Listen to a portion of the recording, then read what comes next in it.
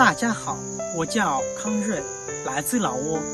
今天我演讲的题目是中国叫我如何不想你。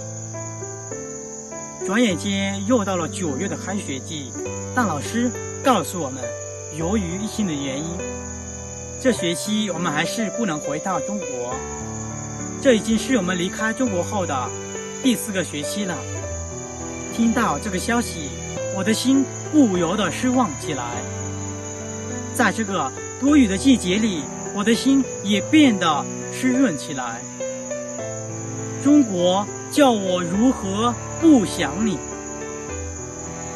记得2020年的那个假期，是我到中国留学后的第1个假期。一回到老挝，我便迫不及待向家人告诉我的留学生活。对我而言，中国的留学生活就像一部精彩的电视连续剧，我期待着续集的开演。但一场突如其来的疫情改变了我的求学路。为了应对疫情，3月初学校开始网络教学。由于大部分老挝的同学网络条件不太好，老师们只能选择微信教学。在微信中听着老师熟悉的声音，我禁不住想起在中国留学的点点滴滴，想起汉语课上老师亲切的笑容，想起专业课上老师悉心的教导，想起生病时老师温暖的关怀，更想起那个魂牵梦绕的国家。中国叫我如何不想你。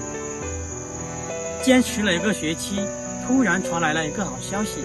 为了改善网络教学的效果，经过多方努力，学校和老挝蓝南塔师范学院共同成立了老挝雷祖学院，并把所有的老挝学生集中到蓝南塔师范学院上课。学校还给我们捐赠了电脑、投影仪等教学设备，专门从中国寄来了课本。虽然是网上授课，但是老师们跟平时一样负责。坐在教室里，我和同学们好像又感受到在中国留学的味道，想起了图书馆前的汉字墙，想起了满是金黄的银杏树，更想起了浓浓的中国情。中国叫我如何不想你。冬去春来，我们终于迎来了2021年，但不知道为什么老挝的疫情突然严重起来，同学中流传着一种不安的情绪。中国的老师们知道后，主动为我们寄来了口罩和防疫物品，还在课堂上鼓励我们。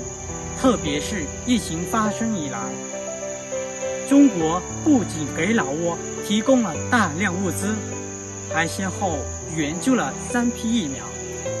在老师们的联系下，我和同学们终于打上了来自中国的疫苗。同学们很快就稳定下来，大家开始恶补中文，努力学习专业课。我们都期待着早日回到中国，期待着再次坐在中国的教室中听讲，期待着再次到成都的街头走一走。中国叫我如何不想你。目前疫情仍在肆虐，但是我坚信，只要我们齐心协力，共克时艰，疫情一定能早日消除。中国等着我，我一定会回来的。谢谢你的聆听。